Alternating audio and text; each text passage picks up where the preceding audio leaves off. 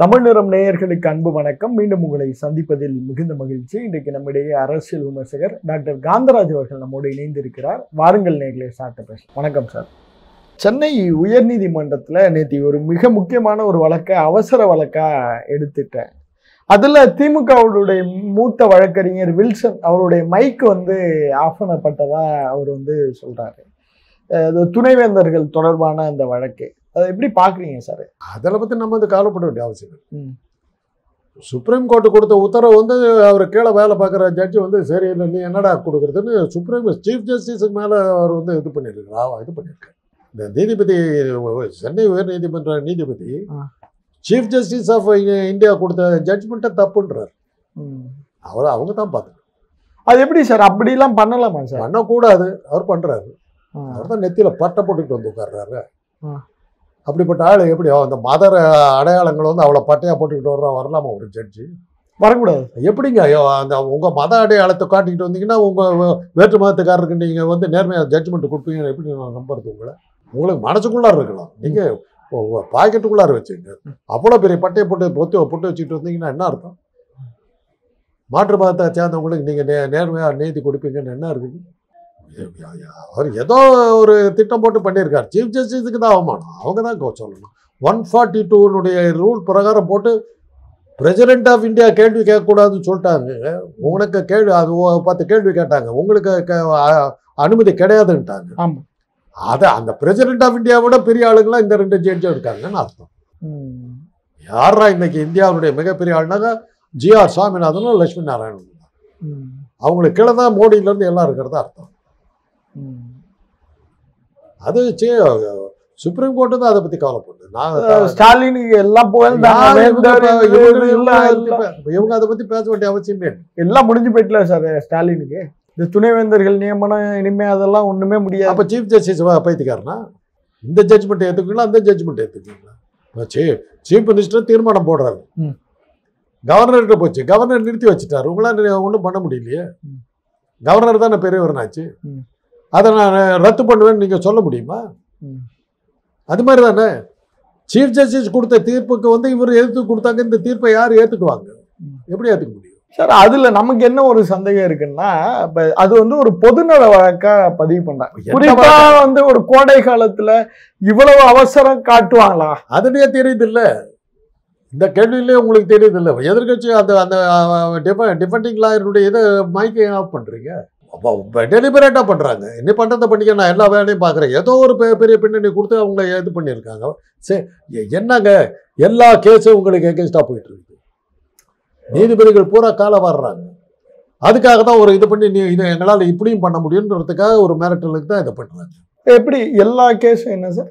ஆமாங்க, அந்த தீர்ப்பு இருக்குது.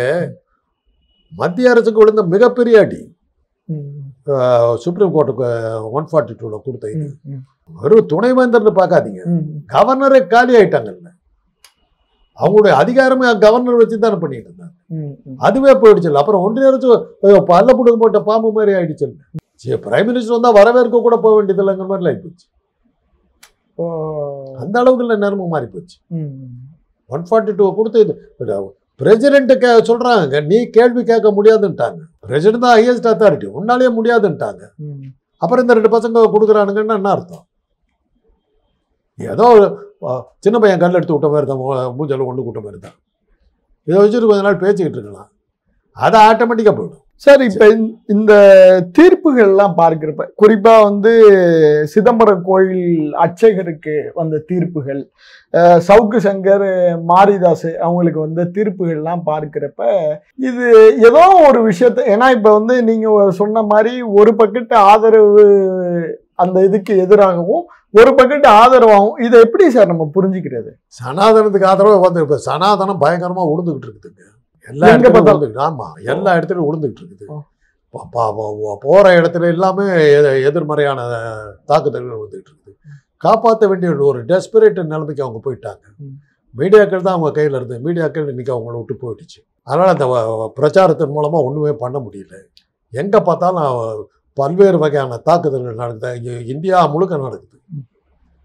இவங்களுக்கு எதிராக போயிட்டு இருக்குது. நிலைமை இப்படி போயிட்டு இருக்கும்போது அவங்க வேறு வழி இல்லாமல் தன்னுடைய சர்வைவலுக்காக என்னென்ன உண்டோ அதெல்லாம் பண்ணிகிட்டு இருக்கிறாங்க. ஒரு திருஞான சம்பந்தம் வந்து ஒரு தமிழையை அழிக்கிறதுக்கு பார்த்தாங்க. அது மாதிரி தான் அனல்வாதம் புனல்வாதம்னு சொல்லி தமிழ் ஓலைச்சுவடிகள்லாம் நெருப்புலையும் தண்ணீரையும் போட்டு ஒழிச்சு கட்டினாங்க. அந்த போராட்டம் தான் இன்னைக்கு ஆரம்பிச்சிருக்கு. என்ன அனல்வாதம்னு ஒன்று வச்சாங்க. சரி, பக்தி இலக்கியங்கள்லாம் ஒரு ஓலைச்சுவடிகள் வச்சுக்கிட்டாங்க. சமண பௌத்த இலக்கியங்கள்லாம் ஒரு ஓலைச்சுவடிகள் ஆத்துல விடுறான். எது ஆத்து தண்ணியை எதிர்த்துக்கிட்டு வருதோ அந்த ஓலைச்சுவடிகள் மாத்திரம் எடுத்துக்கலாம், மற்றெல்லாம் ஆத்தோட போட்டு விட்டான். ஆத்துல விட்டாங்க. சமண பௌத்த இலக்கியங்களும் அடிச்சுட்டு போயிடுச்சு. இவன் கயிறு கட்டி இழுத்துட்டு விட்டான். அனல்வாதம்னு ஒன்று வச்சு அதில் நெருப்புல போட்டு போசுக்கலாம் பல ஓலைச்சுவடிகள். அப்பதான் என்ன பண்ணாங்க, இவனுக்கு இதெல்லாம் அழிச்சிடுவானுங்க தெரிஞ்ச உடனே தான் சங்க இலக்கியங்களை பூராத்தையும் இது பண்ணி காப்பாத்திட்டாங்க. அப்படி காப்பாத்தினது தான் ஓவிய சாமிநாதையர் போய் கண்ட இடத்துல போய் மறைக்கப்பட்டிருந்தது. சேலம் சுப்பராய மூலியார் சொல்லி ஓவிய சாமிநாதையர் அந்த ஓலைச்சுவடிகள்லாம் கண்டுபிடிச்சு கொண்டு பிறந்தானே விஷயமே வெளியே வந்து அந்த அளவுக்கு அவங்க பண்ணாங்க. புலிகேசி எங்க படம் எடுத்துட்டு வந்தாங்க. சமண காஞ்சி பௌத்த காஞ்சின்னு இருக்குது. பௌத்த பல்கலைக்கழகம் இருக்குது காஞ்சிபுரத்தில். இவன் மகேந்திர பல்லவன் வந்து சமணனா இருந்து வந்து சைவ சமயத்துக்கு போயிட்டான். புலிகேசி பௌத்த சமயத்தை சேர்ந்தவன். நம்முடைய பௌத்த காஞ்சி எல்லாம் பூராத்தையும் அழிச்சிட போறான்னு தான் படம் எடுத்துட்டு வந்துட்டான். மகேந்திர பல்லவனால சமாளிக்க முடியல. அவன் காலில் விழுந்துட்டான், சரண்டர் ஆயிட்டான். நான் ஒன்றும் பண்ண மாட்டேன்ட்டான். அப்படிதான் அதை தப்பிச்சான் அவன். அதுக்கு பிறகு தான் நரசிம்ம பல்லவன் வந்து அவனை இது பண்ணிட்டு, அவன் நரசிம்ம பல்லவன் வந்து அவன் வந்து சமண காஞ்சி பௌத்த காஞ்சியாக இருந்தது விஷ்ணு காஞ்சியை சிவ காஞ்சியாக மாற்றினான். இன்றைக்கி காஞ்சி காமாட்சி அம்மன் கோயிலில் நீங்கள் உள்ளே போய் பார்த்தீங்கன்னா பல பாறைகளை வந்து மூடி இருக்கும். உள்ள பாறையாக இருக்கும். ஆமாம், அது எல்லாம் பௌத்த மத சின்னங்கள் இருக்கும். என்ன சார், ஏகமரதநாதர் கோயிலுக்கு போங்க, காம்பவுண்டு போகிற பௌத்த மத சின்னங்கள் எல்லாம் பௌத்த மத இது. அதுதானே திருமாவளவன் சொன்னார். பௌத்த மத இதில் வந்து எப்படி நீ வந்து காஞ்சிபுரம், அதனால காஞ்சிபுரத்தை அங்கே வச்சான் அவன். அந்த ஆள் கும்பகோணத்தில் இருந்து தூக்கிட்டு வந்தீங்க ஏன் வச்சா? அந்த மதத்தாடி ஒன்றும் நடக்கலையே. அவங்க கீழே இருக்கிற அந்த காஞ்சி காமாட்சி கோயிலில் இருக்கிறது பல சின்னங்கள் வந்து பௌத்த மத சின்னங்கள் இருக்குது. எடுக்க முடியல. சமணருடைய தீர்த்தங்கர சிலை இருக்கிறது வந்து ஒரு உலகளந்த பெருமாள் கோயில்னு சொல்லி இது மூடி வச்சிருப்பானுங்க. கால் மாத்திரம் தெரியும். அது சமண தீர்த்தங்கிறது 60 அடி உயரம். அதே மாதிரி கரூரில் தாந்தோணி மலைன்னு வச்சிருப்பான். கேட்டா அது சிவன் கோயிலுமா, கால் மாத்திரம் தெரியும். தீர்த்தங்கர் அதுக்கு மேல கோபுரத்தை கட்டி மூடிட்டாரு.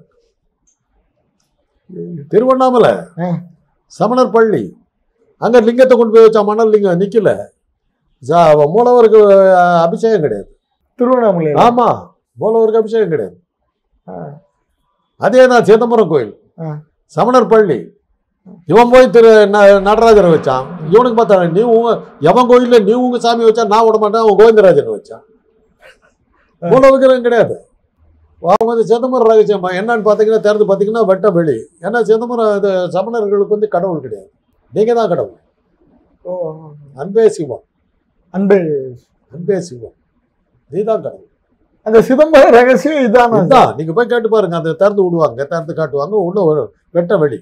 ஒரு இது நீங்களே யோக்கியமாக இருந்து நல்லவராக இருந்து ஒழுக்கத்தை எல்லாம் கடைபிடிச்சிட்டு வந்தீங்கன்னா தீர்த்தங்கரர் ஆகுவீங்க. தீர்த்தங்கரர் ஆகிட்டு இன்னும் கொஞ்சம் ஒழுக்கமா போனீங்கன்னா நீங்க தான் கடவுள். கற்பகிரகத்துக்குள்ளார போயிடலாம். கற்பகிரகம் காலியா இருக்கு, யார் வேணாலும் கடவுளா உள்ள போகலாம். அதான் சமணம். நீங்க தான் கடவுள். பௌத்தம் தான் அதே கிடையாது. நீ யோக்கியமா இருந்தா நீயே கடவுள். இதுக்காக கடவுள் கும்பிடாதட்டார். பௌத்த புரஸ்காரமா கிடையாதுட்டாரு முதல் நாத்திகர் புத்தர். அதனாலதான் அந்த ஒழிச்சு கட்டினானுங்க. யாகம் வளர்த்த விட மாட்டேங்கிறான், பசு அடிச்சு சாப்பிட விட மாட்டேங்கிறாங்கிறதுனால தான் இவ்வளவு நடக்கும். என்ன சார், பசு அடிச்சு போடுறதாங்க யாகம். சரி, அப்புறம் தானே அந்த பசு மாதிரி பொம்மை பண்ணி போட ஆரம்பிச்சாருங்க. பொம்மையும் போடக்கூடாதுன்னு அப்புறம் தான் நிறுத்தி விட்டாருங்க. அப்புறம் இப்போ வந்து பசுவதை தடுப்புக்கு இவன் தான் நிற்கிறான். ரிக்வேதத்துல 33வது சருக்கம் முழுக்க வந்து பசுவை எப்படி கொல்லணும், எப்படி அதை அவிர்பாகமா வந்து யாகத்துல போடணும், எப்படி சாப்பிடணுங்கிறத 33வது சருக்கம் ரிக்வேதம். என்ன சார் இருக்குது, படிங்க போங்க. இந்த மாதிரி சில பேர்லாம் இப்படிலாம் மாடி பேசுவோம். இதெல்லாம் பதில் நீங்க தான் சொல்லுங்க. சார், இந்த சூழலை பற்றி பெரியார் அன்னைக்கே கணிச்சு நிறைய விஷயங்கள் சொல்லியிருக்கிறார்.